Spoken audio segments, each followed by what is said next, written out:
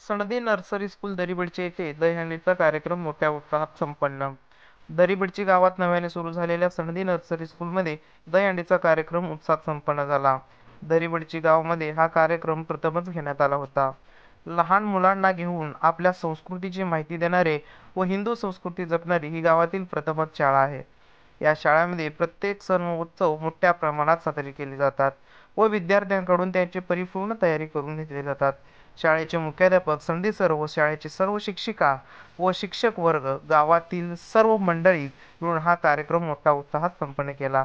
या कार्यक्रमाचे फोटोपूजन माननीय सतीश मल्हाड यांनी केले, तसेच मंचाचे उद्घाटन माननीय आनंदराव पाटील यांनी फीत कापून करण्यात आले। कार्यक्रमाची जबाबदारी सतीश मल्हाड यांनी घेतली होती।